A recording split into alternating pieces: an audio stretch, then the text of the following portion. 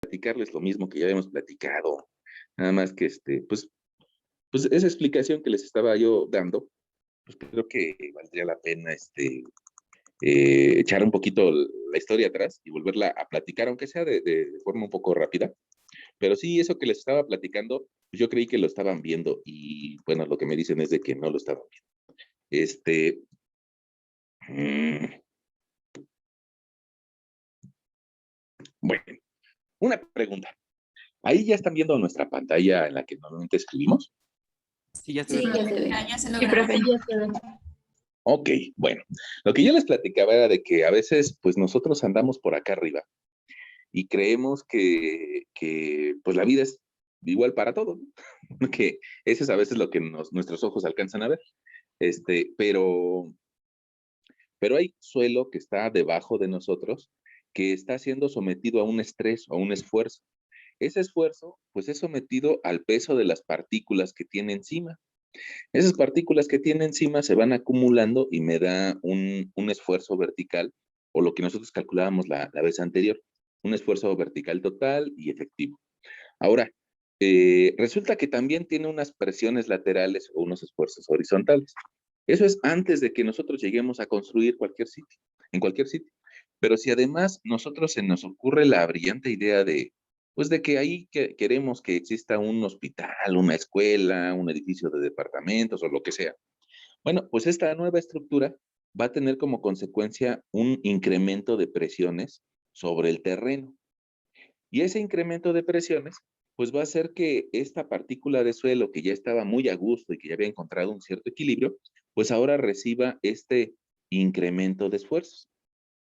Bueno, pues si se da de arriba hacia abajo, también va a tener una fuerza correspondiente del suelo que está abajo, porque si nada más le incrementáramos la presión desde arriba, pues entonces mi partícula se iría hacia abajo y nadie la detendría. Pero existe una reacción del terreno como también con la misma magnitud. Bueno, ahora, ante este incremento de esfuerzos a consecuencia de la nueva edificación que ahorita yo te dije de color verde, bueno, pues lo que le va a pasar a ese elemento de suelo es de que va a cambiar de forma y muy probablemente se va a aplastar. Ahora, ¿qué pasa si cada uno de los elementos que estaba a un lado eran originalmente, nos lo imaginamos como un cuadrado, y por este incremento de carga se aplasta, y el de al lado también era un cuadrado y se aplasta y queda deformado, y todos los elementos de suelo quedan deformados? Bueno, pues la consecuencia es de que el nivel de banqueta original, pues va a llegar a un nuevo sitio, donde va a quedar, pues digamos, un nuevo nivel de banqueta, nada más que después de la construcción. Para poder estimar cuánto se va a hundir, antes de querer estimar este asentamiento, pues nosotros requerimos saber cuánto vale este incremento de esfuerzos. Y eso tiene pues dos variantes, ¿no? Una de ellas es el peso de la estructura que queramos poner encima, ya sea, pues les decía, un hospital, un edificio, una escuela. Y otra es cómo se disipa dentro del suelo, dentro del material, porque evidentemente que este efecto pues no va a llegar, les decía, hasta el centro de la Tierra, ¿no? En algún lugar se va a perder ese efecto. Pongamos nosotros, ahorita, puede ser que yo esté hablando y me escuche, pues ustedes disculparán, pero aquí en la sala yo me escuche, e incluso tal vez mi papá en la recámara me pueda escuchar, pero tal vez mi vecino, el que vive 2 pisos abajo, ya no me escucha, porque se pierde el efecto, se pierde la presión. Entonces, miren, esta misma edificación, déjenme dibujarla un poquito más chiquita, esa misma edificación, resulta que con la cimentación que tenga, pues a nivel debajo de ella, se va a sentir el 100% de la presión que transmita. Llámese poquito, o sea mucho el peso que transmite.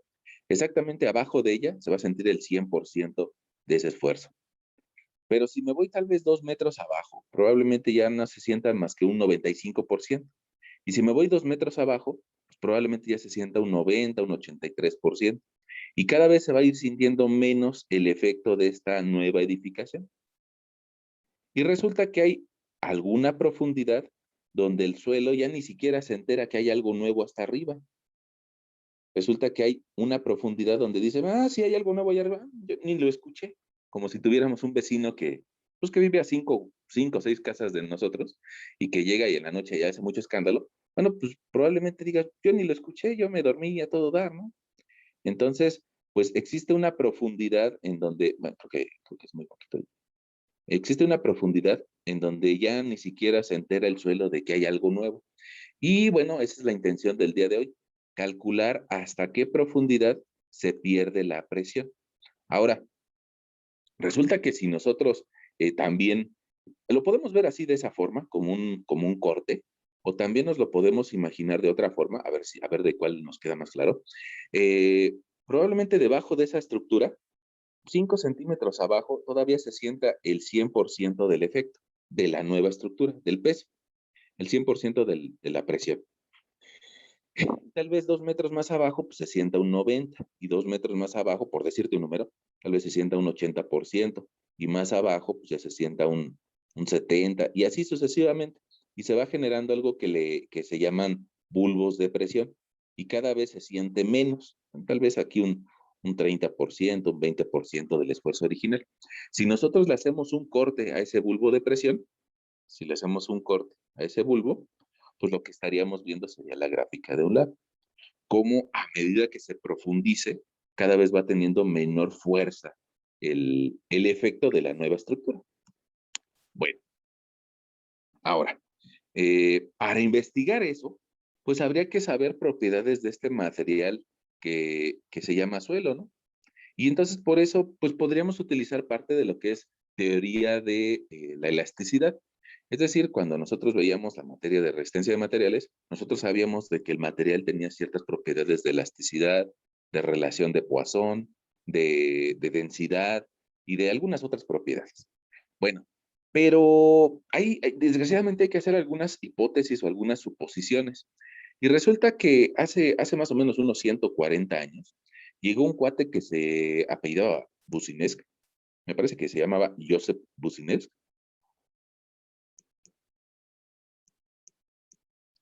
y este cuate hizo algunas suposiciones acerca de ese material o de ese suelo para poder calcular el incremento de esfuerzos.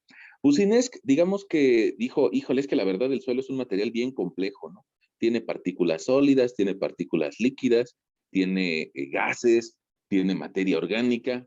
Sin embargo, pues para poder entenderlo a veces hay que simplificarlo, ¿no? Este, Fíjense que pongamos una forma de la que tenemos de simplificar al mundo, podría ser esta muy actual, ¿eh? Podríamos decir, todos los políticos son corruptos. Bueno, tal vez algunos no lo sean, ¿no? Pero con esa generalización, pues tal vez podemos entender mejor las cosas. Bueno, en este caso, Businesc, la generalización que hizo es que dijo, el suelo es el chile. Bueno, no lo dijo así, ¿no? Pero yo creo que con esa lo vas a recordar. Eh, Businesc dijo, el suelo debe de ser continuo, tiene que ser homogéneo, tiene que ser isótropo, lineal y elástico. Y si cumple todos los requisitos, pues entonces te voy a dar una teoría con la que puedes calcular cómo se pierde la presión debajo de la cimentación. Ahora, en realidad, pues estas consideraciones que hizo Businesc no son del todo ciertas. Fíjate, en realidad el suelo, pues está hecho a partir de muchos granitos, de muchas partículas sólidas, agua, aire, y alguien podría decir, pues es que ese material no es continuo, ¿no? Yo alcanzo a ver que por aquí puede generar una grieta. Bueno, sí, pero en realidad la cantidad de partículas que hay en el suelo pues resulta que están tan unidas y tan pegadas unas tras las otras que prácticamente hasta en un 80% podríamos considerar que es un material continuo. Y es decir, lo podemos dejar de ver como partículas aisladas y lo podríamos empezar a ver como un material sólido, continuo. Ah, bueno, alguien diría, bueno, órale va. Bueno, puede ser que sea hasta cierto punto correcto. Ahora, otra consideración que nos dijo ese Buskinesk es que considera que el suelo es homogéneo. ¿Qué quiere decir? Que las características de una parte son iguales a las de otra. Mm, Pues eso tampoco es del todo cierto, ¿no? Porque yo te he platicado en algunas otras ocasiones que algunas partículas del suelo en esta zona probablemente vengan de algún animal muerto hace 200,000 años y probablemente algunas características del suelo en esta zona pues vengan de restos de rocas. Entonces, en realidad lo que nosotros sabemos es de que ese material llamamos suelo, pues es demasiado heterogéneo, que viene en partículas de muchos sitios distintos o de kilómetros de distancias distintos. Sin embargo, bueno, pues en general, si ustedes observan un corte de suelo, más o menos ven las mismas características en todos los sitios. Entonces, bueno, pues decimos, órale, vamos a hacerle caso al buen Buzinesque, en que es homogéneo. Otra característica que nos da es de que el suelo es isótropo. Quiere decir que tienes las mismas propiedades en el sentido vertical que en el sentido horizontal que en el sentido inclinado. Híjole, creo que el Buzinesque ya se puso intenso, porque eso no es cierto. No es cierto porque, pongamos, la resistencia vertical no es la misma que la resistencia lateral. Y también la permeabilidad no es la misma en las direcciones distintas. Sin embargo, pongamos materiales como la arcilla, que yo te he dicho que se parece pues un poco a una mantequilla o a aguacate, que más o menos es blando en todas direcciones. Bueno, pues si es blando en todas direcciones, podríamos asegurar esto de que también es isótropo, ¿no? Es malito en todas direcciones. Bueno, pues órale. Y resulta que las últimas dos propiedades atiende a que si lo podemos graficar como graficamos al acero en curvas esfuerzo-deformación. Ya ves que platicábamos en alguna ocasión de que las curvas esfuerzo-deformación en el acero pues terminan siendo muy verticales, ¿no? Y que llegan a alcanzar valores de unos 4,200 kilos centímetro cuadrado y su módulo de elasticidad es bastante alto. ¿Qué significa el módulo de elasticidad? La etapa recta, ¿no? ¿Cuál es la pendiente de la etapa recta? Y pongamos para un acero, pues tiene pendientes muy, muy elevadas, del orden de 2 millones de kilos por centímetro cuadrado. Después, pues también platicábamos acerca del concreto. Creo que exageré. El concreto es un poquito, pues, menos resistente, es bastante menos resistente que el acero. Y el concreto tal vez a compresión aguante unos 250 kilos centímetro cuadrado. Sin embargo, si nosotros graficamos en esa misma gráfica al suelo, híjole, pues resulta que quedará por aquí. Muy, pero muy, muy abajo, ¿no? Y entonces habría que preguntarse, ¿en realidad sí lo puedo considerar como lineal y como elástico? Bueno, pues hay quien diría, si le hacemos un zoom, sí, mira, si le hacemos un zoom a esta parte en específico, a ese cachito que con línea punteada que te acabo de dibujar, bueno, pues ese cachito con línea punteada, si lo dibujamos a otra escala, probablemente el suelo también tenga una curva esfuerzo de formación parecida a la del acero. Nada más que la resistencia que vamos a leer en un suelo, pues va a ser mucho más pequeña, ¿no? Probablemente aquí alcancemos a leer valores de 20 kilos centímetro cuadrado, 30 kilos centímetro cuadrado, ¿no? Y lo más seguro es de que el módulo de elasticidad que leamos también sea muy bajito. Para que hagamos una comparativa, pongamos el módulo de elasticidad del acero, en tu materia de metálicas tú lo ves, tal vez hablaremos de unos 2 millones de kilogramos sobre centímetro cuadrado, el módulo de elasticidad de un acero. En cambio, pongamos el módulo de elasticidad de un concreto, pues tal vez anden unos 180,000 kilogramos por centímetro cuadrado. En cambio, el módulo de elasticidad de un suelo, pongamos por decirte un tepetate, ¿no? Una arena limosa, pues tal vez anden unos 600 kilos centímetro cuadrado. Y eso que es un tepetate, un material bueno. En cambio, si pongamos, te dijera, el módulo de elasticidad de una arcilla, pues probablemente ande en valores de 70 kilos por cada centímetro cuadrado. Fíjate este rango de diferencias, ¿no? Parece como que, parece como que el suelo no tiene nada que hacer comparado con los materiales con los que trabajamos los ingenieros y que nosotros mismos hacemos. Entonces decimos, el acero lo hacemos nosotros en condiciones muy estandarizadas. El concreto lo hacemos nosotros, no tan estandarizado, porque en muchas ocasiones lo hace pues, el maestro de obra o se lo compramos a una concretera que, pues, que nos dice que hicieron las cosas bien. Pero bueno, no se comparan esos valores de 2 millones o de 180,000 con lo que nos da la naturaleza de suelo, ¿no? Con 600, 300, 50. Bueno, a pesar de todo eso, pues resulta que Bucinesc sí se puso valiente. Vamos a guardar esta tablita. Vamos a guardarla por aquí. No la quiero borrar del todo. Se puso valiente Bucinesc y nos dijo, pues yo creo que sí cumple con todo esto. Órale. Y entonces su hipótesis incluye que el suelo es continuo, homogéneo, isótropo, lineal y elástico. Y resulta que Bucinesc, después de algunas elucubraciones, después de muchos pensamientos, dijo, mira, yo creo que yo puedo investigar cómo le afecta una carga P a un cierto punto A. Porque pues yo sé que está en un material que tiene unas características de elasticidad, de relación de Poisson, de densidad conocidas, y entonces voy a hacer algunas matemáticas un poquito locas, y Bucinesc encontró cuánta fuerza le llega hasta el punto A, utilizando teorías de mecánica de materiales, a partir de una distancia R o una distancia Rx y una distancia RZ. Ok. Después, este señor, para resumírtelo, evidentemente que esto le tardó algunos años, ¿no? Pero este señor Bucinesc dijo, fíjate que, ¿qué tal si ya nada más es una carga puntual, sino que ahora es una carga distribuida, una carga omega? ¿Y cómo le afecta a un punto A? Pues resulta que el cuate se puso a hacer integrales un poquito raras, un poquito intensas, y dijo, pues ya puedo determinar cómo le llega esa carga a ese punto A. Y después, pues ya encarrerados, dijo, pues si ya me tardé 5 años haciendo esto, pues resulta que puedo hacerlo en 3 dimensiones, ¿no?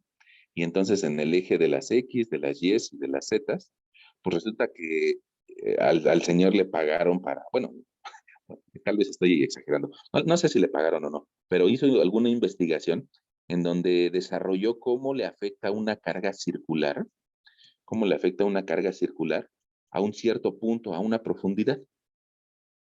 ¿Por qué circular? Pues porque ya ves que yo te he dicho que a veces las guerras, los gobiernos le invierten mucho dinero en tratar de ganar una guerra, ¿no? Y en algún momento pues quisieron saber cómo se comportaba el suelo debajo de algún reactor nuclear. Y pues bueno, los reactores nucleares son circulares, ¿no? Son su base. Y después dijeron, bueno, pues sí, pero oiga, señor Bucinesc, pero la mayoría de las construcciones son ortogonales, son cuadradas, porque pues así son nuestros ingenieros medio cuadrados, ¿no? Entonces, pues queremos que nos haga una solución para una cimentación cuadrada. Y entonces, pues Bucinesc la encontró, nada más que la encontró con una particularidad, que la encontró la solución a esa cimentación cuadrada, nada más que debajo de una de sus esquinas. Digamos que ya no le alcanzó la vida, ya ven que pues, tenemos una vida finita, más o menos vamos a vivir unos 80 años, ya no le alcanzó la vida para encontrar la solución en otros puntos. Y entonces él nos da la solución de cómo calcular el incremento de esfuerzos debajo de una de las esquinas. Y eso es importante. Esquina. Esquina. Eh, y nos dice que utilicemos unas ecuaciones bastante complejas y que a través de esas ecuaciones nosotros podemos saber cuánto vale el incremento de esfuerzos en ese punto si sabemos la sobrecarga que hay a nivel de desplante, la presión. La presión a nivel de desplante, déjame te lo anoto por aquí. Presión, presión a nivel desplante. Y dice, si tú sabes la presión a nivel desplante, yo te voy a dar unos valores que se llaman valores de influencia o IZ. Y con esa ecuación vas a poder saber qué presión hay hasta ese punto A. Y si lo quieres más abajo, si quieres un punto B, pues nada más vas a tener que encontrar los valores de influencia del punto B. Y si lo quieres más abajo en un punto C, pues tienes que encontrar los valores IZ del punto C. Y eso, esos valores de influencia, te los da mediante unas ecuaciones un poquito largas. Nada más que para mostrarte esas ecuaciones un poquito largas, voy a cambiar de pantalla y me voy a intentar meter a la sesión de Zoom, pero desde la computadora. Nada más que me gustaría que me dieras un. Iniciar.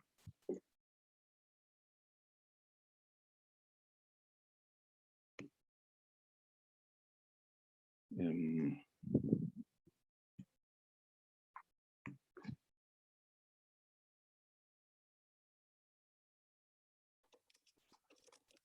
Ah, ya logré por acá entrar con la computadora. Ah, caray. Ah, sí, ahí estoy con la computadora. Nada más que ahora te voy a compartir mi pantalla. Compartir mi pantalla. Ahí está. Y miren, quería hacerles mención de este libro, ¿no? Creo que es uno de los libros pues, más comunes dentro de las personas que se dedican a hacer mecánica de suelos en la actualidad. Eh, y resulta que es el famosísimo Braja. Hay diferentes ediciones. Yo en esta ocasión ahí en el PDF lo tengo en la cuarta edición. Y pues por ahí se los recomiendo bastante, ¿no? Creo que incluso, creo que ya lo tienen por ahí. Y es un libro como que muy actual, porque pongamos el Juárez Vadillo o el Terzagui, pues son libros que fueron escritos en otra época y que desgraciadamente pues ya no le agarramos la onda a las nuevas generaciones de la misma forma como lo hacían las antiguas generaciones. Evidentemente que el Terzagui es mucho mejor que consultar que el Braja, pero pues hay que leer más texto o está tal vez en otro idioma. Entonces, en este libro les pido que se vayan a la página 155, si tienen este PDF, y vean este capítulo que se llama Esfuerzos en una masa de suelo. Aquí en este capítulo prácticamente nos hablan acerca de lo que platicábamos la semana pasada. Nos dice, el suelo está hecho a partir de muchas partículas y si yo quisiera saber qué presión se siente en el punto A, pues tengo que analizar que parte de la presión es producto de los granos sólidos y otra parte de la presión proviene del agua. Y bueno, con esas interpretaciones, pues por ahí nos dan la fórmula que yo te planteaba la semana pasada o la sesión pasada acerca de los esfuerzos en el suelo antes de que nosotros lleguemos a construir. Bueno, por ahí si no le entendiste a tu profesor la semana pasada, pues échate un clavadito aquí en el libro, ¿no? Incluso mira, aquí vienen algunos ejemplos donde nos platican cómo calcular la presión en A, en B, en C o en D, de un sitio con ciertas características. Bueno, ahora, no quería hablarte de eso el día de hoy, sino quiero avanzar un poquito más páginas, pero pues aprovechando que estamos ahí muy cerquita, pues te lo platiqué, ¿no? Bueno, fíjate, en la página 168, aquí el libro de Braja nos hace referencia a lo que yo te platicaba hace algunos minutos acerca de la teoría de Boussinesq. Más o menos Boussinesq hace unos 140 años empezó a hacer sus matemáticas un poquito locas, un poquito avanzadas, considerando el módulo de elasticidad del material, considerando la relación de Poisson del material, y resulta que encontró una formulita que le permite encontrar cuánta presión recibe un punto ubicado a un radio R o a una distancia L, de distancia de una carga y que está ubicado en una profundidad Z. Mira, eso yo también te lo platicaba en lo que te estaba rayando, nada más que yo creo que es más, este dibujo es más bonito, ¿no? El doctor Braja de la Universidad de Sacramento, pues tiene algunos alumnos que le ayudan a hacer los dibujos. Y pues bueno, en su libro se ven más bonitos. Mira, el doctor Braja también nos platica de que Boussinesq no se quedó tan tranquilo con esta solución, que está un poquito complicada, sino que empezó a integrar esa función y luego lo hizo para una línea y para un área circular. ¿Y cómo le afecta a este punto? Mira, probablemente aquí ya te des cuenta de que utiliza algunas integrales y algunas dobles integrales definidas y pues se vuelve un poquito complejo el asunto, ¿no? Ahora, de todas formas, pues se encuentra cómo calcular el incremento de esfuerzos para esta superficie radial. Y lo que yo te platicaba al final de hace unos minutos es de que para cargas rectangulares podemos seguir integrando esa expresión. Si a alguien le interesa o le es bueno para las matemáticas y quiere saber cómo se obtuvo la fórmula, bueno, pues les pido que se echen un clavado aquí al libro, en la página 173, y hacer estas integrales. Y después de pues, un buen rato de hacer sus integrales, pues ya Boussinesq nos presenta cómo calcular las presiones debajo de este punto A, o en este punto A, debajo de un área cargada, con una carga Q. Ahora, a pesar de todos los esfuerzos que hizo este señor y de sus matemáticas con integrales, pues la expresión más sencilla que encontró fue esta que ves por aquí. Y mira, déjame hacerle zoom. Mira, pues en realidad no está tan sencilla, ¿no? En realidad incluye ahí bastantes términos, pero son términos que dependen de la geometría, que son términos M y N que dependen de la geometría P y L de la cimentación. Entonces, pues resulta que llegamos a una relación geométrica en donde Boussinesq, digamos que deja de lado las propiedades elásticas y de densidad y de relación de Poisson del material. Ahora, eso lo hace en base a las hipótesis que yo te decía, ¿no? Que el material es continuo, homogéneo, isótropo y lineal. Y por eso, digamos que encuentra esta ecuación fácil, digo entre comillas fácil, porque tiene muchos términos. Y en esos muchos términos es bastante fácil que nos equivoquemos. Para eso, resulta que alguno de sus estudiantes, que se apellidaba Fadum, nos logró simplificar la cosa y nos regala este tipo de gráficas que lo vas a encontrar en cualquier libro de mecánica de suelos, que son las gráficas de Fadum, y que nos permiten encontrar los valores, mira, déjale hago zoom aquí, los valores del factor de influencia, o IZ o I3, como le quieras llamar, de una forma un poco gráfica, o bien mediante tablas. Ahora, esas tablitas, me parece que yo te las mandé al Classroom y te pedí por ahí que si las podías imprimir, ¿no? Esta tablita, valores de influencia según Fadum. Y bueno, pues las vamos a utilizar, esas tablitas. Estas que yo te mandé vienen en el libro del profesor Carlos Crespo, que es un profesor del TEC de Monterrey. O también te mandé una gráfica un poco parecida a la que viene en el libro de Das. Mira, esta gráfica que viene en el libro de Das, yo por aquí te la mandé, pues a colorcitos, ¿no? Algún día tuve el tiempo para ponerme a programar la fórmula y ahí te la mando con algunos colores para que sea fácil de identificar. La meta decía que si la podías imprimir, pues nos iba a ayudar bastante. Ahora bien, ya sea que la tengas impresa, ya sea que tengas por ahí pues el acceso al libro o que tengas las tablas, cualquier forma, pues eso nos va a permitir desarrollar un problemita. Nada más que pues el problemita lo vamos a desarrollar otra vez en la tableta. Y entonces pues me voy a regresar a la tabletita. Nada más dame la oportunidad de empezar la reunión allá. Una pregunta, ¿hasta aquí vamos bien? Profe, ¿todo bien? Ah, qué bueno. Sí, profe.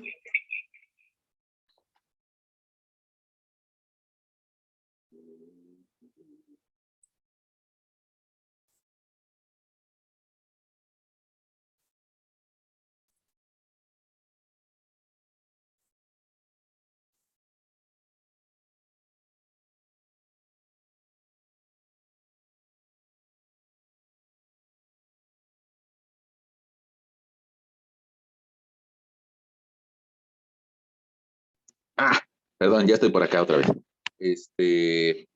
Bueno, entonces por acá, de nuevo, les vuelvo a compartir mi pantalla. Ok. Ahora, fíjense que esas ecuaciones que encontró el buen Boussinesq, pues siempre hay otras personas que piensan distinto a nosotros, ¿no? Esto de que las personas se peleen, pues siempre ha ocurrido y siempre ha existido pues, que alguien logra ver las cosas de una forma distinta. Entonces, pues tal vez llegaron algunos otros investigadores como Westergaard o como Froelich, eh, pues que ellos logran entender al suelo un poco desde un punto de vista más complejo. Ellos alcanzan a entender que el suelo, pues en realidad es un material estratificado, que tiene algunas características de mayor dureza en algunos estratos que en otras. E incluso Froelich desarrolla teorías más puntuales acerca de suelos blandos, de suelos duros, y que pues tal vez permitan encontrar valores un poco más pegados a la realidad. Sin embargo, pues las teorías de Westergaard y las teorías de Froelich son un poco más complejas. Entonces, honestamente, las que se siguen utilizando todavía en la mayoría de los despachos son las teorías de Boussinesq.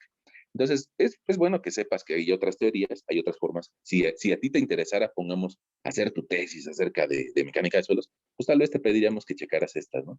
Pero para conocimiento general, yo creo que con las de Boussinesq es más que suficiente, ¿no?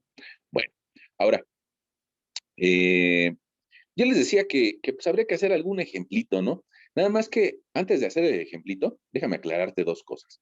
Una de ellas es de que si nosotros quisiéramos encontrar Si nosotros quisiéramos encontrar el incremento de esfuerzos debajo de una cimentación al centro, que en muchas ocasiones nos interesa más calcularlo al centro, pues resulta que parece como que la teoría de Boussinesq nos deja una deuda, ¿no?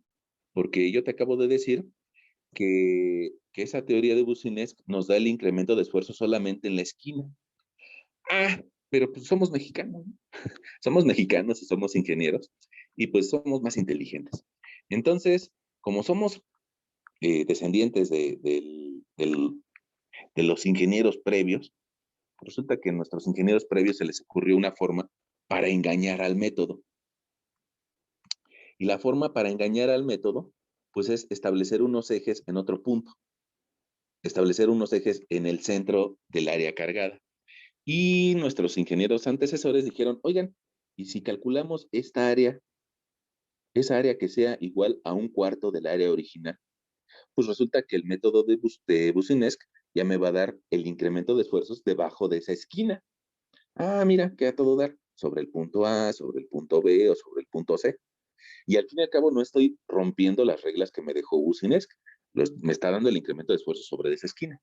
Y después, pues resulta que si el área de al lado mide lo mismo y el otra mide lo mismo y la otra mide lo mismo, pues resulta que el efecto de esa un cuarto de área cargada lo multiplico por 4.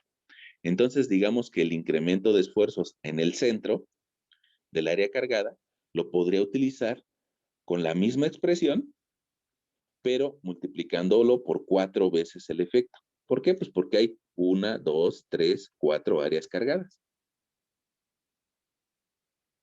Y también, bueno, pues nuestros ingenieros predecesores también dijeron, oye, pues en algunas ocasiones yo requiero el incremento de esfuerzos en la colindancia, a la mitad de la colindancia. Ah, pues mira, pues está fácil, ¿no? Entonces, lo que vas a hacer es de que vas a calcular la mitad del área y vas a poder calcular el incremento de esfuerzos en el punto A o en el punto B, pero al ser la mitad del área, pues entonces tu formulita va a ser incremento de esfuerzos igual a la sobrecarga a nivel de desplante, pero en este caso por dos áreas iguales. Una, dos. En el caso de arriba teníamos una, dos, tres y cuatro igualitas. Bueno, y de esa forma, pues digamos que podríamos aplicar el principio de superposición, que pues, tal vez en muchas ocasiones lo utilizamos en estructuras, ¿no? Eh, dos áreas cargando al mismo punto, pues tienen el efecto de cada una de ellas por separado sumado. ¿Cómo ven? ¿Se les hace, se les hace creativa esta solución para encontrar los esfuerzos en algún otro punto? ¿Vamos bien hasta ahí? Sí, profe. Ok. Bueno, y lo último que tengo que platicarles antes de hacer nuestro ejemplo numérico es de que lo que hemos entendido como experiencia, ya ven que las experiencias, nadie experimenta en cabeza ajena, ¿no? Eso nos dicen. Pero, sin embargo, pues el conocimiento de algunos ingenieros más viejitos que nosotros, pues nos permiten entender también muchas cosas. Mira, si yo te dibujara aquí un par de zapatas, una de ellas alargada y una de ellas aislada, me gustaría que esta te la imaginaras como aislada. Y esas mismas zapatas yo las viera en planta, tal vez una zapata cuadrada y una zapata corrida. Resulta que sería fácil para nosotros identificar que la zapata cuadrada tiene más o menos una relación L en B o L a B más o menos similar. En cambio, una zapata corrida, pues más o menos la relación L tiene que ser mayor que 5 veces B para considerarla corrida o alargada. Ahora, si despejo de esos términos, pues resulta que más o menos L en B tiende a valer 1. Más o menos valen lo mismo. En cambio, la relación L en B mayor que 5 suele hablarme de cimientos alargados. Y resulta que la presión debajo de una zapata cuadrada o de una cimentación, más allá que una zapata, debajo de una cimentación donde L entre B da 1, más o menos esa disipación de presiones llega a alcanzar profundidades de hasta 2 veces B, 2 veces el ancho de la cimentación. ¿Qué quiere decir? Que si tienes una zapata que mide 1 metro de ancho, pues en 2 metros de profundidad ya se disipó la presión. Pero en cambio, cimentaciones corridas o alargadas, puede ser que tengas el mismo ancho de cimentación, pero resulta que las cimentaciones corridas o alargadas van a disipar la presión más abajo. Va a llegar más profundo su efecto. ¿Por qué? Pues porque tiene más longitud, ¿no? Entonces, en cimentaciones corridas, más o menos lo que nuestros predecesores en ingenierías nos han heredado es de que la presión se disipa hasta 5 veces el ancho de la cimentación. Ahora, en realidad no se disipa por completo. En realidad se vuelve asintótico. Pero una buena práctica es considerar, evaluar hasta dónde se pierde la presión, hasta que yo alcance solamente el 10% del esfuerzo original. Es decir, a nivel de desplante, tengo el esfuerzo original al 100%, ¿no? Hasta que se disipe el 90%, ya no me interesa, ¿no? Como que esto digo, ya, olvídalo, ya X. ¿Sale? Bueno, entonces, y otro, tal vez lo último que me gustaría que tú verificaras, es de que usualmente la profundidad de desplante, como nuestra literatura está un poco copiada de la literatura inglesa, pues se le suele abreviar como DF. DF significa Deep Foundation o profundidad de desplante, profundidad de cimentación. Ya, hasta ahí quedó nuestra teoría y ahora, pues digamos que viene nuestro ejemplo numérico. ¿Vamos bien hasta la teoría? Sí, profe. Ok. No sé si ustedes serían tan amables de decirme, pues, como cuánto mide una zapata. ¿Como cuánto medirá una zapata? Vamos a ver, ponerla por acá. ¿Como cuánto ustedes en sus proyectos, ven que tienen varios proyectitos por ahí, este, como de cuánto están considerando la cimentación o la zapata de su proyecto? ¿1.20?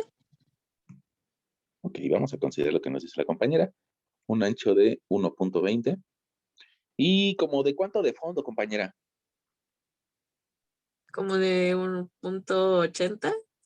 Ok, vamos a darle una profundidad, un- una base y un largo, igual a 1.80. Tal vez sea una cimentación, no sé para qué sea, pero pero vamos a considerarle, ¿cuánto le ponemos de profundidad? 1 metro. Ok, vamos a ponerle un metro de profundidad. Ok, ahí está el ejemplo que ustedes nos regalaron, ¿eh? Este, si alguien, si alguien dice, no, pues a mí no me gustan esas dimensiones, pues sería bueno que lo dijera, ¿no? Y así como cuando nos vamos a casar, que hable ahora o que calle para siempre. Bueno, creo que nadie quiere que esa persona no se case. Entonces, jugamos este ejemplo y vamos a tratar de estimar hasta dónde llega su presión. Bueno, para hacer eso, nosotros vamos a construir una tablita. Y en esa tablita, déjame te la dibujo aquí, vamos a construir una tablita y en esa tablita vamos a poner dos profundidades. Una que le vamos a decir profundidad a partir del nivel de banqueta y otra que le vamos a decir profundidad o Z a partir del desplante de la cimentación o el deep foundation. Y después vamos a tener una serie de términos. Un término que se va a llamar M y otro término que se va a llamar N. M me va a relacionar a la base con respecto a la profundidad. Y N me va a relacionar el largo con respecto a la profundidad. Después de esos dos términos, híjole, se ve bastante feita. ¿Qué va a decir nuestro profesor de expresión gráfica? Que no, ese profesor nunca aprendió a trazar, ¿verdad? Bueno, ni modo. Ustedes disculparán.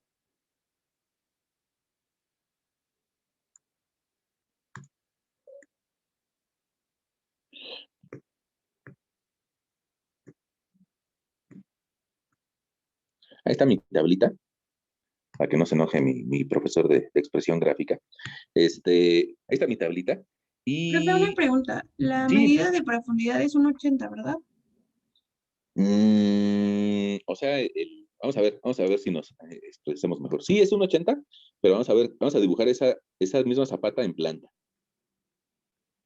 Eso significa que esa zapata en planta que nos sugirió la compañera mide 1,20 y que tiene tal vez pues, un, una dala en donde recibe la carga de un muro, probablemente, y mide, decíamos, 1,20 por 1,80 de profundidad. Ahí nos queda claro, compañero. Sí, profe, gracias. Ok, va. Ahora, fíjense, una pregunta. Esas dimensiones en planta, ¿a qué se parecen de lo que les acabo de comentar? ¿Tiene una relación L en B que más o menos parece 1 o tiene una relación L en B que más o menos parece 5? Es decir, ¿es una zapata cuadrada o es una cimentación alargada o corrida? ¿A qué se parece más? ¿Alargada? Se parece a la cuadrada, sin embargo, no es del todo cuadrada, ¿no? Sin embargo, no nos da 1. Entonces, miren, yo por qué les pregunto esa cuestión, pues porque les acabo de decir que las cimentaciones cuadradas más o menos disipan su presión hasta una profundidad que valdría 2 veces B. En cambio, las alargadas disipan su presión hasta 5 veces B. Pero nosotros no tenemos ni un caso ni el otro, ¿no? Sino que tenemos algo que se parece a la de arriba, pero no es la de arriba. Entonces, déjame ponértelo con color naranjita. Resulta que nuestro ejemplo, L en B, tiene una relación que da de 1,80 entre 1,20. Bueno, pues esa relación me da a mí 1,5, me parece. Sí, 1,5. Entonces, probablemente habrá que investigar cómo se disipan las presiones, pues tal vez a una profundidad tal vez de unos 2,50 veces B. Es una aproximación entre estos dos puntos, ¿sale? Entre esos dos puntos. Nomás estoy tratando de aproximarlo. ¿Qué significa 2,5 veces B? Bueno, pues 2,5 por 1,2 significa que habría que explorar tal vez unos 3 metros debajo de la cimentación. Ok, se lo voy a poner aquí. Debajo del nivel de desplante o del deep foundation. Ok, pues entonces resulta que debajo del nivel de desplante necesito explorar hasta una profundidad de 3 metros. Quiere decir que yo podría explorar en 0, en 0,50, podría, sí, 0,5. Podría irme a 0, a 1,20, podría irme a 1,80, podría irme a 2,40, podría irme a 3 metros debajo de esa cimentación. Bueno, ahí tenemos algunos puntos. Déjame agregar alguno. Híjole. Déjame quitar este y déjame agregarte otro. Déjame agregarte uno aquí en 0,30, 0,60 y 1,20. Ok, vamos a ver si con eso nos queda bien nuestro ejemplo. Ahora, resulta que esas son profundidades a partir del desplante. Me hace falta considerar las profundidades que vienen desde el nivel de banqueta. Ya ves que el nivel de banqueta anda por acá, usualmente le ponemos nivel de banqueta más menos 0, más menos 0,00, ¿no? Usualmente, ¿no? En algunas ocasiones ya tendré alguna cierta referencia. Pero bueno, ¿eso qué significa? Que el nivel 0 a partir del desplante significa que desde la banqueta mide 1 metro. El nivel .30 a partir del desplante significa que a partir de banqueta mide 1,30, 1,60, 2,20, 2,80, 3,40 y 4 metros, ¿no? Ahí está. Ok. Ahora déjenme agregar algunas líneas nada más para no perdernos, nada más pues porque tal vez a pesar de que hay una cuadrícula, a veces pues, el profesor escribe bastante feíto y luego no se entiende, ¿no? Entonces, pues por eso agregué esas líneas, no porque tengan algún efecto en particular.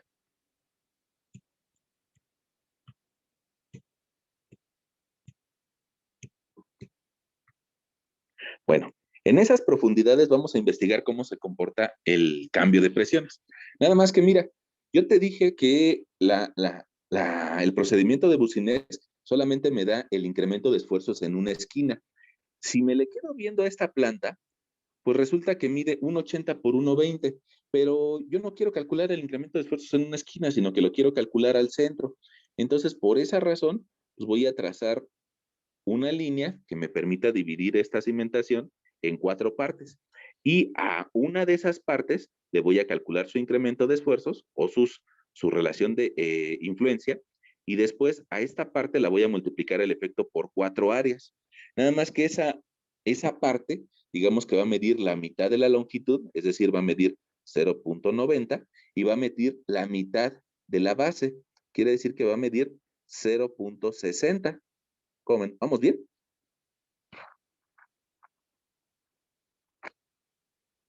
Sí, profe.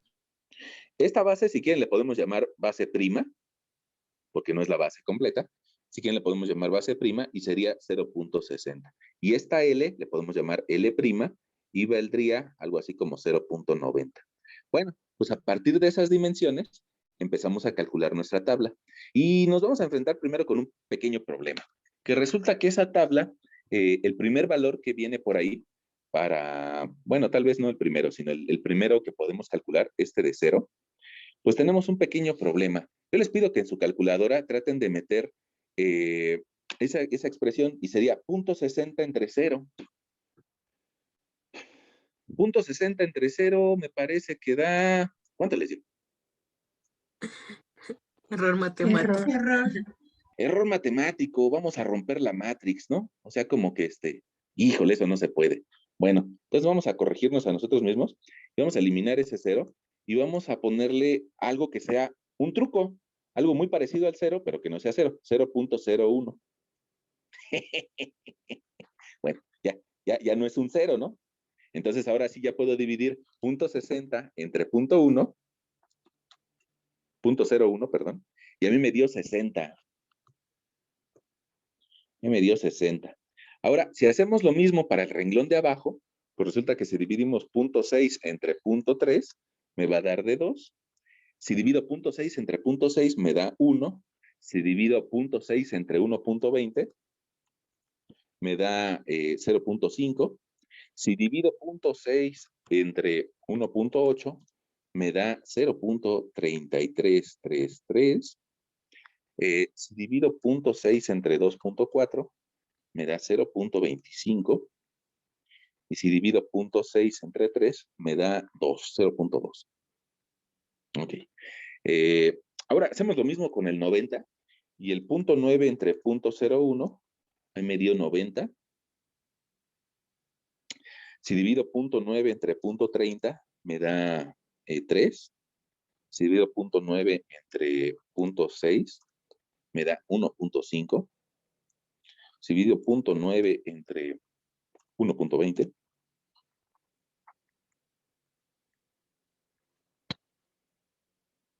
0,5. 0,375. Y si divido 0,9 entre 3 metros, me da 0,3. Ahí está. Ahí está mi tablita, ¿no? A lo que podemos hacer. En una profundidad de 0, pues ni siquiera hay cimentación, entonces ni siquiera hay incremento de esfuerzos.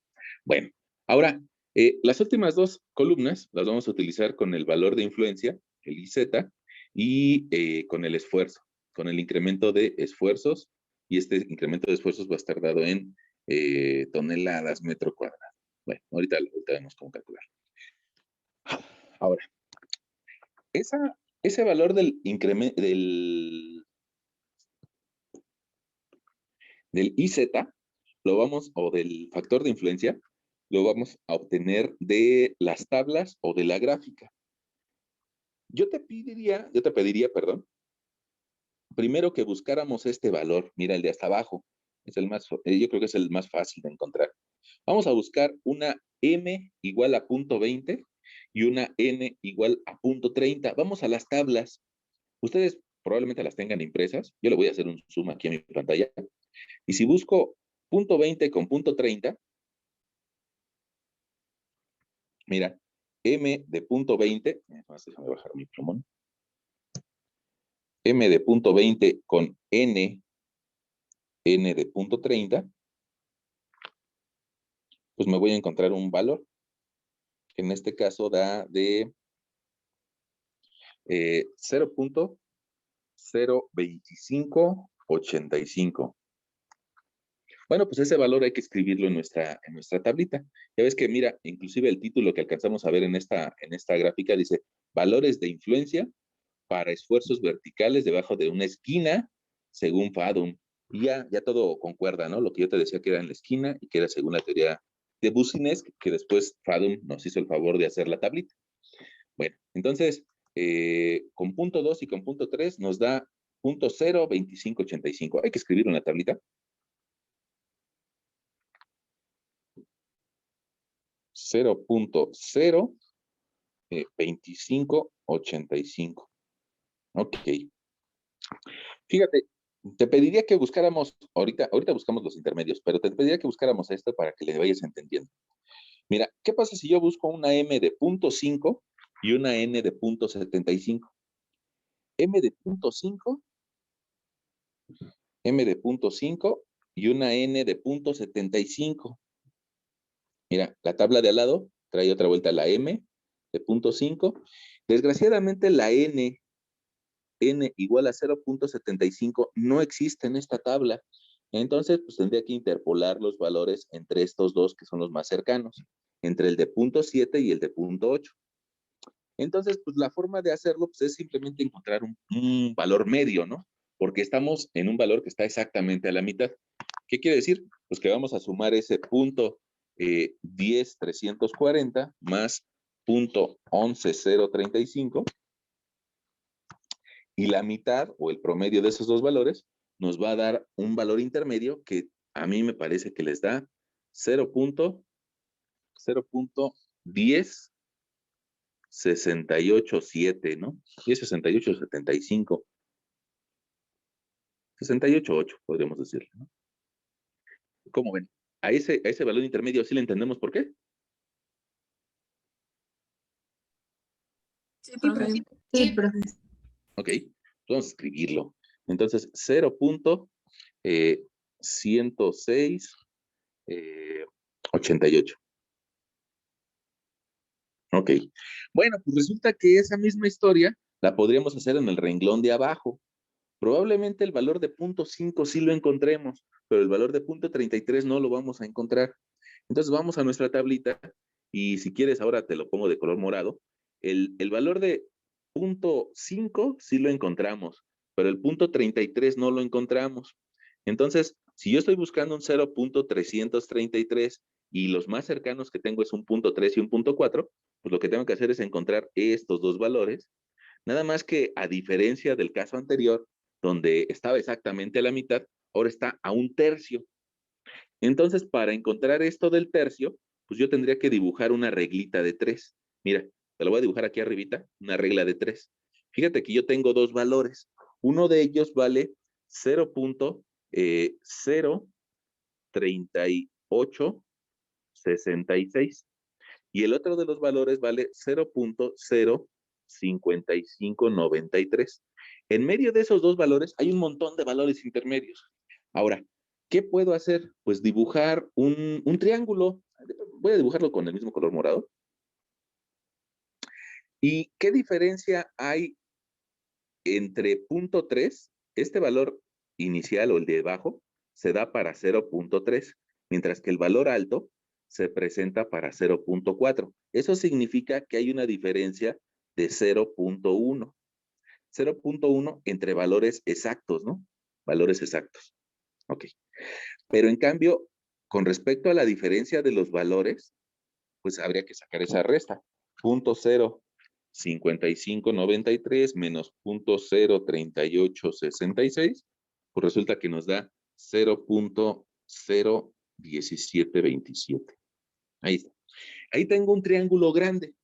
Y resulta que yo quiero saber cuánto vale un triángulo más pequeño, o quiero saber el valor en un cierto punto que vale 0.033. Bueno. A ver. 3333. Ok. Ese punto que vale punto 3333333333, resulta que está a una distancia desde la base de 0.033. ¿Sí vieron la diferencia, no? Entre punto 3 y punto 333333, la diferencia es punto 0.3333. Ahorita lo vuelvo a escribir. 3333. Ok. Y con ese pequeño triángulo que está dentro del otro triángulo, puedo saber el valor que me hace falta, el valor IZ que estoy buscando. Ok, entonces vamos a hacer nuestra relación de triángulos. Nosotros diríamos que esta altura, si quieres le ponemos Z, que esa altura Z es equivalente a la altura del triángulo grande, es decir, 0.01727. ¿Cómo? Como la base del triángulo negro, que vale 0.0333, equivale a la base del triángulo grande. La base del triángulo grande vale 0.1. Pues resulta que Z es igual a 0.03333 por 0.1727 entre 0.1. Pues resulta que Z vale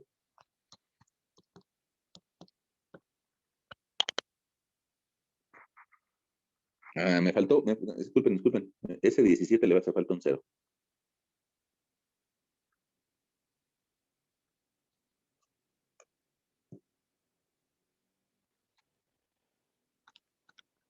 Profe, una pregunta. Ajá. ¿No el valor de punto 03 es el de punto 2 en M?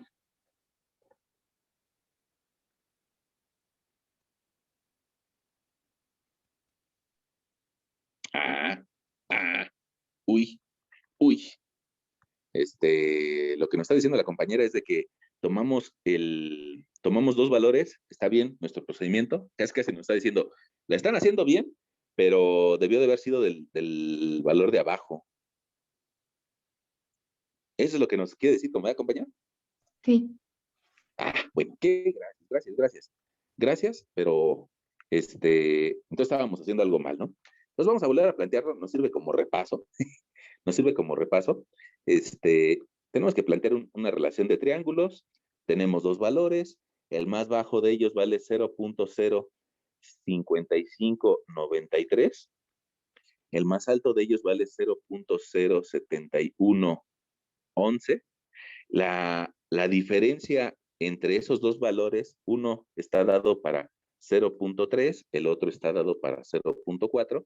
Entonces, la diferencia entre estos valores vale 0.1. La diferencia de altura vale, me parece que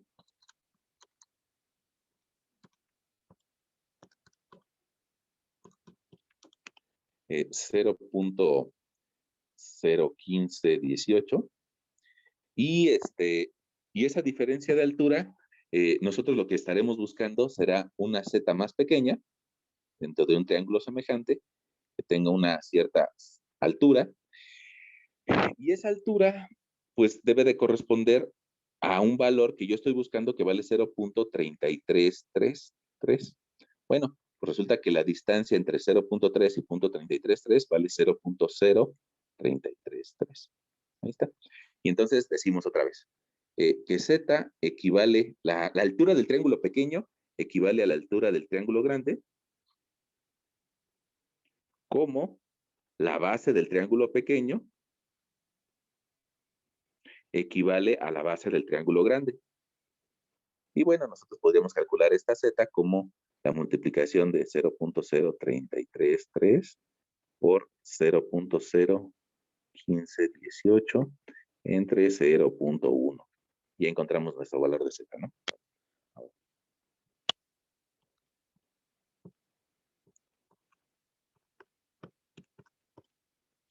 Eso a mí me dio algo así como 0.0050, 55. Ahora, esa Z hay que agregársela al valor inicial, porque nosotros no podemos escribir este valor directamente en la tabla, sino que nosotros estamos buscando un valor entre estos dos. Entonces, pues hay que agregárselo al valor inicial. Y el valor inicial vale .05593. Entonces, lo que tenemos ahí en la calculadora más .05593, resulta que me llega a un valor IZ, que vamos a colocar en nuestra tabla, de 0.0698. 6098. A ver, pregunta. ¿Ya los logré confundir o vamos bien? Todo bien, profe. Todo bien, profe. Ok. Ya que tenemos ese valor, este valor de influencia está dado para una M igual a 0.333 y una N igual a 0.5. Ah, pues bueno, pues vamos a regresar a nuestra tablita y vamos a colocar ese valor.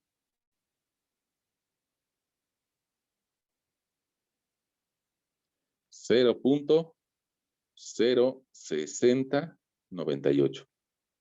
Ok. Ahora, fíjense que, vamos al de arriba, vamos a ver para que sea fácil de que veas algo que me interesa que veas. Fíjate, si yo busco 1 y 1.50, probablemente ya no lo encuentre en la tabla de arriba, sino que lo voy a tener que buscar en la tabla de abajo. O no es cierto, ni siquiera en la de abajo. Voy a tener que buscarlo una parte en esta, que trae el 1.4, y es otra parte en la de al lado. Voy a buscar 1 contra 1.50, me parece, ¿verdad? 1 contra 1.50. Ok, entonces mira, en la de arriba puedo encontrar el 1 contra 1.4, resulta que da .19139. Y en la de abajo, 1 contra 1.6 da 1 contra 0.19546. Mira, este caso, digamos que está sencillo. 0.19546 más 0.19139, pues simplemente hay que encontrar un promedio, ¿no? Híjole, no se va a poder ver lo que yo quería aquí. 191.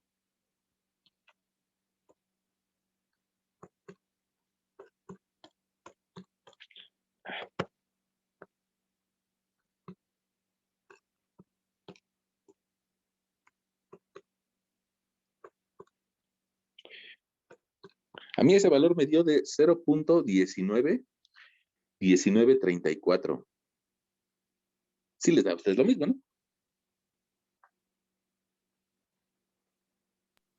Sí, profe. Ok, bueno, vamos a aprovechar ese. 0.1934. Miren, vamos a aprovechar ese valor, 1934, para buscarlo en la gráfica, porque hasta ahorita nada más hemos utilizado las tablas. Entonces, hay personas a las que se les hace más fácil con las tablas, hay personas con las que se les hace más fácil la gráfica. Entonces, vamos a buscar una M igual a 1 en la gráfica. La gráfica que también por ahí les mandé en Classroom. Si tú ves, en la parte de abajo está la relación M, y esa relación M, pues habría que buscar el valor de 1. A algunas personas se les complica porque la escala de las X viene en escala logarítmica. Pero pues bueno, nosotros a lo largo del curso ya hemos utilizado en 2 o 3 ocasiones la escala logarítmica, entonces yo creo que ya no nos espantamos, ¿no? Cuando la vemos. Fíjate que ahí está el 1, y entonces en ese valor yo tengo que empezar a subir, hasta que me encuentre una N o una curva N que valga 1.5. Ahora, si te le quedas viendo a los valores que vienen por acá, en la explicación de cada una de esas curvas, ahí lo que nos está diciendo es, la curva verde vale 1.5. La curva verde, desgraciadamente tiene un error esa tabla, y aparece ahí un valor que no es el de 2. Pero más bien, la curva punteada roja tiene un valor de n igual a 2. La curva verde sólida tiene un n igual a 1.5. Ah, pues ya está fácil, ¿no? Entonces, a partir de la línea de 1, donde cruce con la verde, ahí trazo una horizontal y ahí leo mi valor de influencia. Entonces, para m igual a 1, para n igual a 1.5, mi valor de influencia y z, de forma gráfica, pues resulta que no tengo todos los decimales que me da la tabla, pero también es válido. Ahí yo lo que alcanzo a ver de forma gráfica, tal vez sería algo así como un 0.192. Es lo que yo alcanzo a ver de forma gráfica, ¿no? No sé ustedes, ¿sí están viendo ese mismo valor? Sí, profe. Órale, pero fíjense que en la tabla, utilizando los valores de la tabla, nos daba 0.1934. Ok, ¿cuánta diferencia hay? Pues en realidad hay una milésima. Hay una milésima. Entonces yo creo que pues no nos podemos pelear por una milésima, ¿no? Vamos a pelearnos por cosas más interesantes, como los colombianos, ¿no? Que ahorita tienen una bronca ahí en su país por los impuestos. Pero yo creo que por una milésima no nos vamos a pelear. Entonces, ya sea que lo calcules con la tabla o con la gráfica, pues vamos a llegar a valores muy similares. Una milésima no nos debe de cambiar el resultado, ¿no? Ahora, me gustaría que aprovecháramos este mismo valor para explicarte algo. Resulta que a Bucinesc no le interesa, te lo dibujo aquí, a Bucinesc no le interesa la ubicación de mi área cargada. Es decir, puede ser que mi área cargada esté sobre el eje de las X, puede ser que esté sobre el eje de las X, las Y y las Z, o puede ser que el área cargada esté expresada sobre el eje de las Y, y eso no lo sabe Bucinesc. Y yo creo que, pues como ya está muerto, yo creo que no se va a enojar, ¿verdad? Bueno, ahora, ¿por qué va mi comentario en ese sentido? Porque resulta que este mismo largo o largo prima y esta misma base prima generan los mismos efectos que este largo prima y esta base prima. Es decir, Bucinesc no sabe si lo acomodamos orientado hacia el norte o orientado hacia el oeste. Al fin y al cabo, sobre el mismo punto va a tener el mismo efecto. ¿Qué quiere decir eso? Mira, déjame te cambio de pluma. Que si yo busco en la tabla una m igual a 1.5 y busco en la tabla una n igual a 1, es decir, cruzados los valores, pues vamos a ver qué pasa. Fíjate, bueno, probablemente nos cueste trabajo. Pero mira, aquí está el 2. El 1.5 en escala logarítmica está más pegado al 2. Porque recuerda que está en escala logarítmica. Entonces vamos subiendo por ese 1.5 hasta que me encuentre la n igual a 1. Y resulta que si yo voy subiendo por el 1.5 hasta que me encuentre la n igual a 1, pues aproximadamente me da el mismo valor. Un poquito arribita, ¿no? Un poquito arribita media. Quiere decir que el IZ me da igual a 0.193. Y me da lo mismo, ¿sale? Ahora, este ejemplo que yo te acabo de hacer y probablemente no me creas por ese 1.5, pues vamos a corroborarlo con otro punto, ¿no? Vamos a buscar de nuestra tabla, pongamos este valor, que es bastante raro de encontrar en la tabla y que nos llevaría a hacer una interpolación entre 4 valores. Primero, entre los 2 valores horizontales, hacer una reglita de 3, luego entre los otros 2 valores horizontales, hacer otra reglita de 3, y luego entre lo que nos dé de resultado, hacer todavía una regla de 3, pero en el otro sentido, ¿no? Entonces se vuelve complicado ese término de punto 25 contra punto 135. Lo que yo te pido que hagamos es de que busquemos punto 135, déjame lo anoto, punto 375 y punto 25. Vamos a buscarlo, pero en la gráfica, ¿sale? Mira, vamos a hacerlo, perdón por el zoom, a veces se retrasa. Si yo busco aquí abajo un 0.375, pues prácticamente lo voy a encontrar casi en el 4. Punto 1, punto 2, punto 3, punto 4. Ahí está el 0.4. Ok. Entonces, ahí, déjame te cambio de plumón para que se vea con color azul, ¿sale? En el punto 375 subo una línea, punto 375, y la voy a cruzar con la curva de punto 25. Nada más que no hay una curva que incluya n igual a 0.25. No hay. Nada más está la de punto 20, está la de punto 20 y la de punto 40. Ah, pero pues nosotros podemos con nuestro lápiz, tomas un lápiz y resulta que entre la línea de punto 20 y la de punto 40 puedes trazar una línea intermedia. Ah, muy cerca de donde te interesa, ¿no? Sobre todo donde te interesa. Pues una línea intermedia por aquí será la de n igual a 0.30. Y en medio de la de punto 30 y punto 20, pues me voy a encontrar la de n igual a 0.25. ¿Sí estamos? Ahora, si encontramos este punto, pues lo trazamos, lo hacemos horizontal. Y encontramos tal vez un valor de influencia que va a valer 0.037. Y ahora déjame tomar el plumón rojo, para buscarlo al revés. ¿Qué pasaría si yo buscara en la parte de abajo un m igual a 0.20, 0.20 y un n igual a 0.375?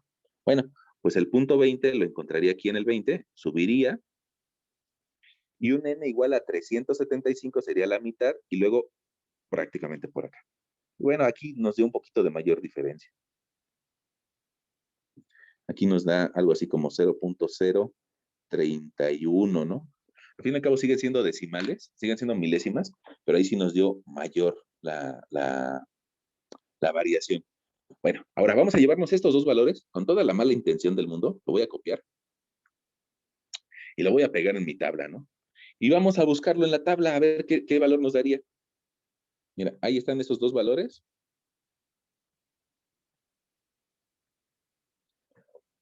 Vamos a buscarlo en la tabla nada más para confirmar. Entre punto 0.37 y punto 0.31, ¿qué hay que usar?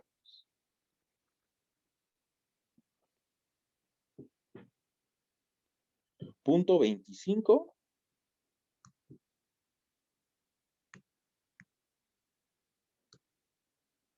Ahora esto.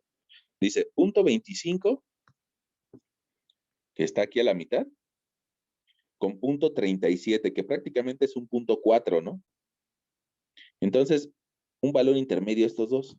Si yo divido punto 0.47 más punto 4742 más punto 0.3280 y lo divido entre 2, resulta que me da un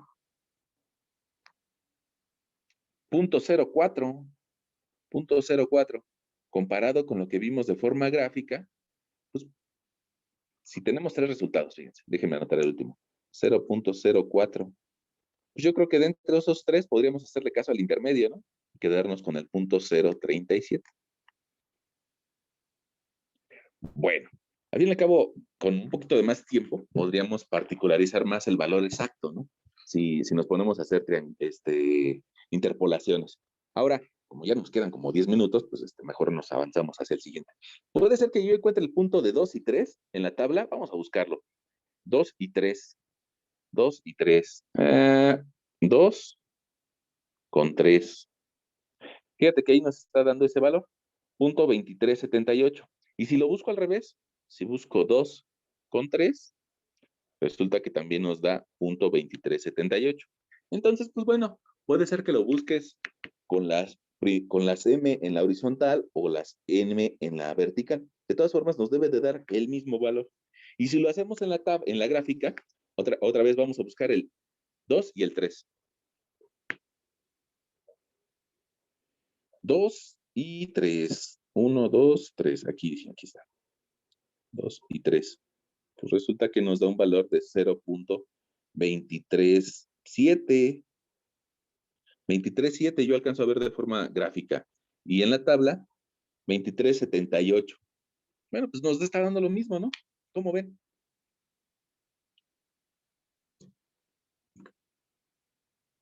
Ya los, María. Ok. Ahora, ya que aprendieron a buscar los valores, les voy a pedir que busquen el primerito. Y lo más probable es de que no lo puedan encontrar. Pero apelen a su lógica, ¿no? Apelen a su lógica. El primerito valor, el de 60 contra 90, si lo quisieran buscar, ya sea en las tablas o en la gráfica, no lo van a encontrar. 60 contra 90, porque son cantidades muy grandes. Pero ¿cuál es el valor máximo, máximo, máximo que me podrías dar?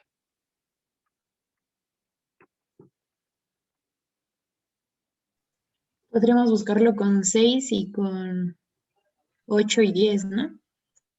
Más grande. ¿Cómo ves si lo buscas con 10 y 10?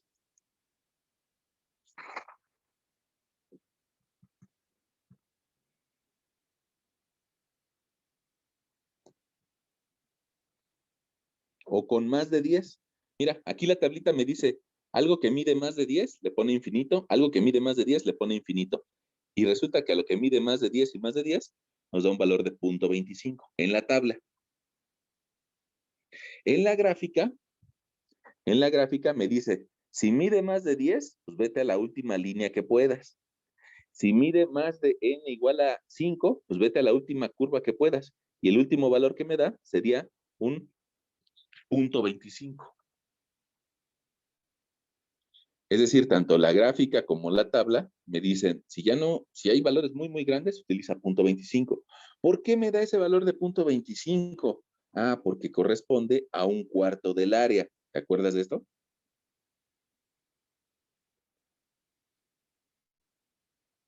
Un cuarto del área es 0.25 del área. Ah, es que está en una esquina. Ah, bueno, ya está. Y ahora lo único que nos hace falta es que alguien nos regale más o menos qué presión soporta una zapata, como la que nos dijo la compañera. ¿Qué presión va a estar descargando a consecuencia de la carga de la estructura que tiene arriba? Que probablemente desde arriba, pues bajen, alguien dirá, eh, 3 toneladas, 2 toneladas, lo que sea. Eso no me interesa, ¿no? Pero, ¿qué valores de presión usualmente ustedes utilizan debajo de una zapata? Probablemente en tu materia de estructuras te dijeron, la capacidad del terreno es tanto, ¿no?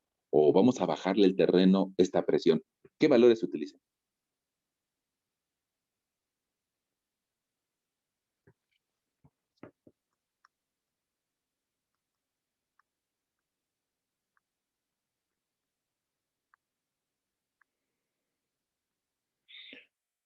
¿No les suena alguno?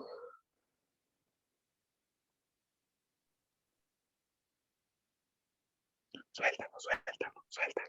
Dilo, dilo. Paz, paz. Dilo, dilo.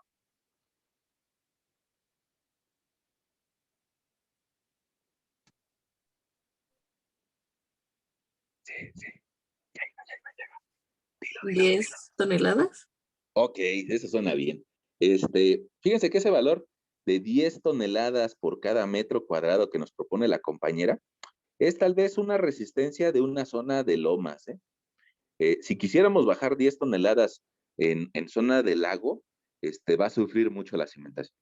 En zona de transición va a sufrir, pero en zona de lomas está todo dar, ¿eh? Esta es una resistencia adecuada. Bueno, ok. Entonces vamos a suponer que independientemente de la carga que tengamos arriba, nosotros debajo de la cimentación vamos a estar bajando 10 toneladas metro cuadrado. 10 toneladas metro cuadrado. Ok, pero eso no, nada más pasa exactamente debajo de la cimentación. Y más abajo, hicimos todo este procedimiento para encontrar cómo se va perdiendo esa presión. Y lo único que vamos a hacer es de que vamos a aplicar nuestra formulita que dice incremento de esfuerzos es igual a carga por factor de influencia. Y como nosotros la dividimos entre 4 áreas, pues lo vamos a regresárselo y lo vamos a multiplicar por 4. Ok, entonces fíjate que si yo multiplico 10 por 0.25 por 4, pues resulta que exactamente 1 centímetro debajo de la cimentación me dice, pues tienes una presión de 10 toneladas metro cuadrado, 1 centímetro abajo, pero 30 centímetros abajo, 0.2378 por 4 por 10, resulta que me dice ya tienes 9.51 toneladas metro cuadrado. En cambio, 60 centímetros abajo, Ahí ya tenemos 7, ya bajó, 7.736 toneladas metro cuadrado. 1,20 m abajo,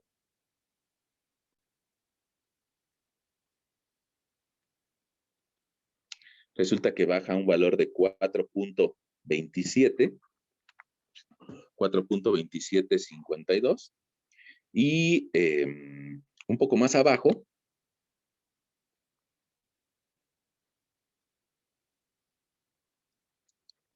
baja un valor de 2.43. Yo creo que estoy exagerando con los decimales.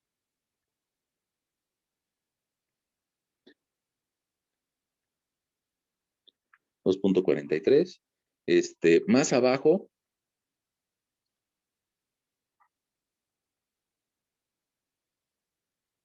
$1.48, y más abajo,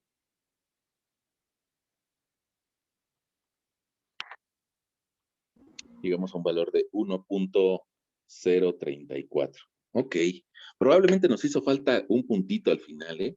Probablemente nos hizo falta un puntito al final. Ahorita te platico por qué. Mira, déjame ver si tenemos la oportunidad. Yo creo que sí tenemos la oportunidad aquí de hacer una pequeña gráfica. Vamos a copiar una de estas líneas. Nada más que me haga caso.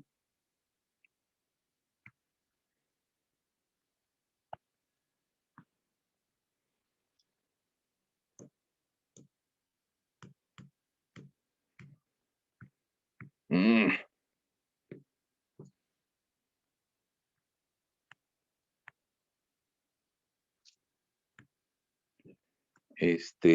No sé si a ustedes les dice algo esos valores. A mí sí me gustan esos valores, ¿no?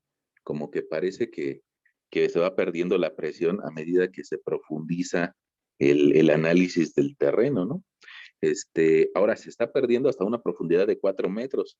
¿Eso qué significa? Pues que habría que por lo menos explorar 4 metros, por lo menos, ¿no? Y vamos a ver si me permite.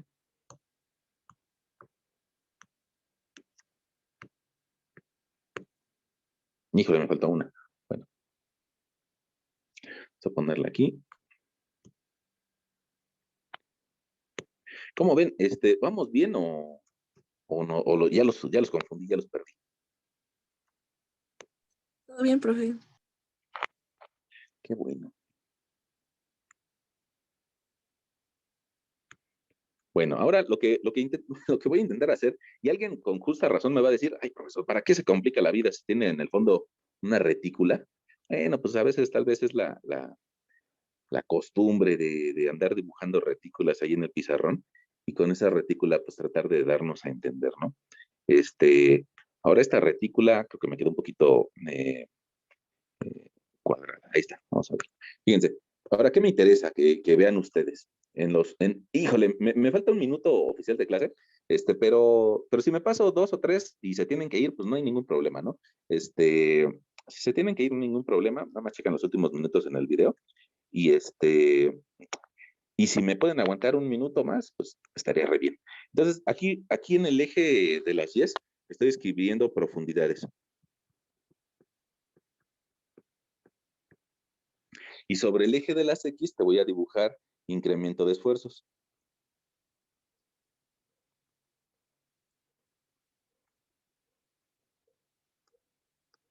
Este incremento está en toneladas metro cuadrado.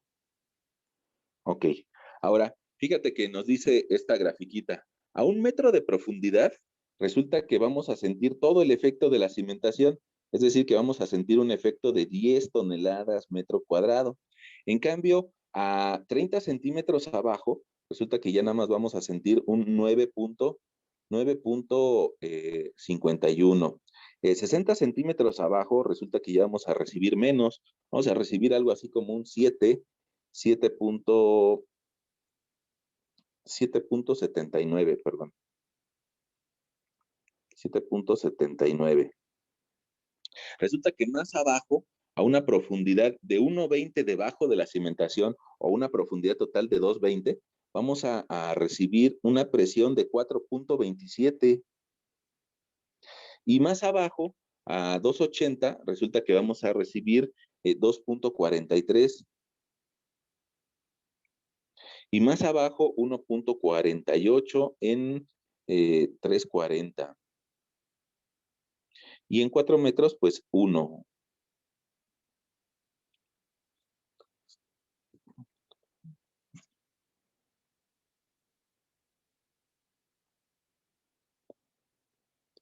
Ok, miren, ahí ya está dibujada nuestra gráfica.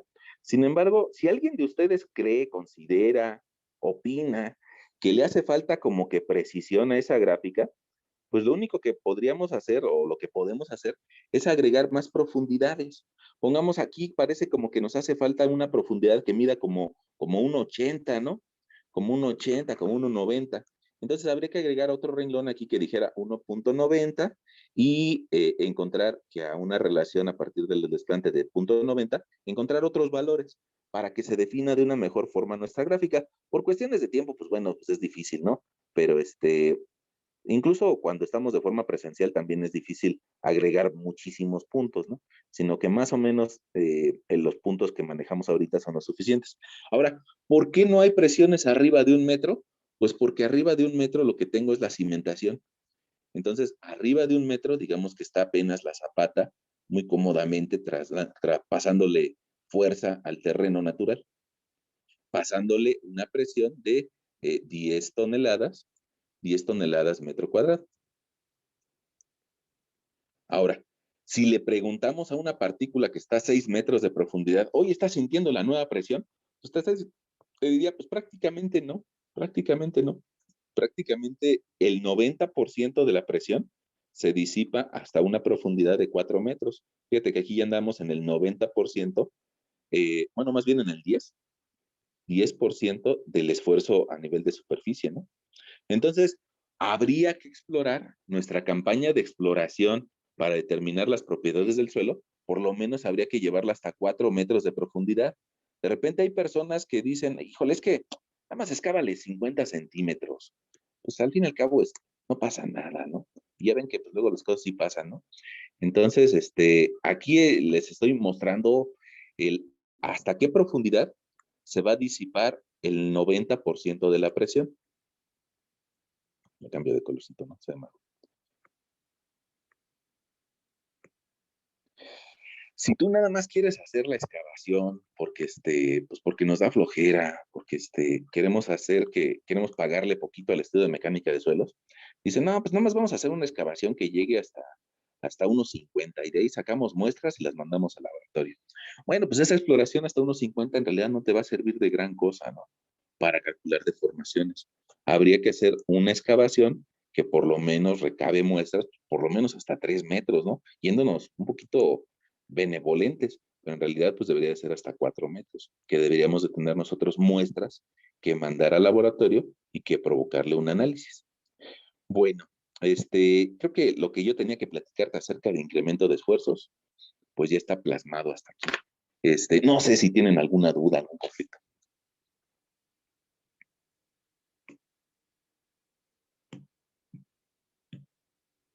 No, profe.